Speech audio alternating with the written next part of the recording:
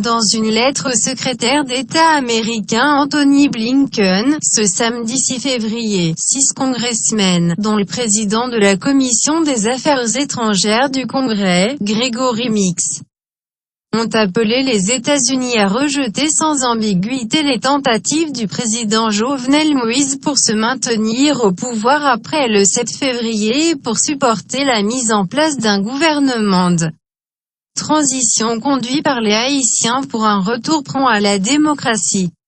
En tant que membres du Congrès, nous croyons profondément dans la démocratie et le règne de la loi et nous ressentons qu'il est essentiel que les États-Unis rejettent sans ambiguïté toute tentative du président Moïse de se maintenir au pouvoir, en violation de ces principes.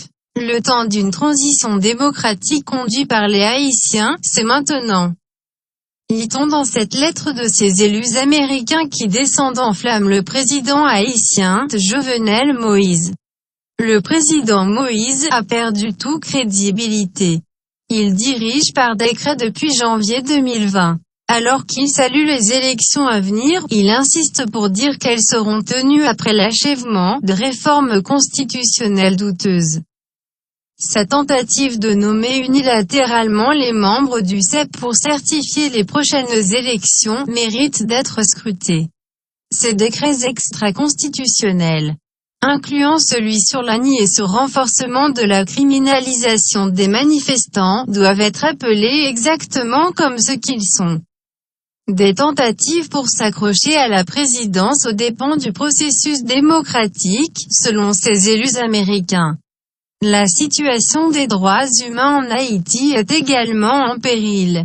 Les droits civils sont assiégés et ceux qui font des plaidoyers en leur faveur sont souvent attaqués.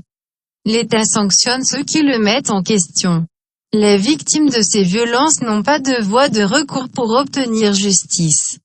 Entre-temps, Haïti fait face à une cascade de crises économiques, politiques et sanitaires, ont observé Gregory Meeks, président Commission des Affaires étrangères du Congrès, Al Biosir, président du sous-comité de l'hémisphère ouest et les congressmen Yvette et Clark, Andy Levine, Ilhan Omar, Alcee Hastings et Darren Soto.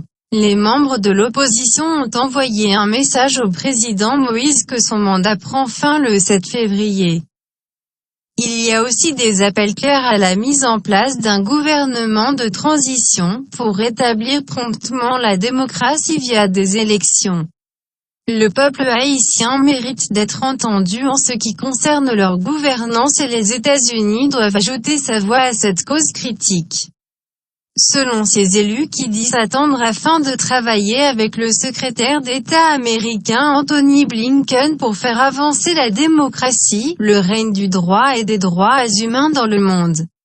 Pour finir, nous espérons que le département d'État va monitorer les événements qui se déroulent en Haïti.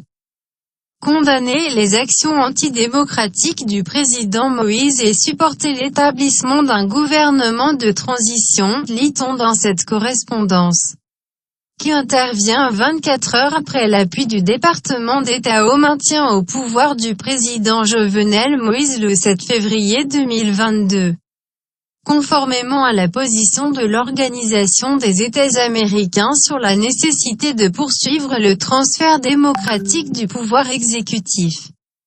Un nouveau président élu devra succéder au président Jovenel Moïse au terme de son mandat, le 7 février 2022, a déclaré Ned Price, porte-parole de la diplomatie américaine.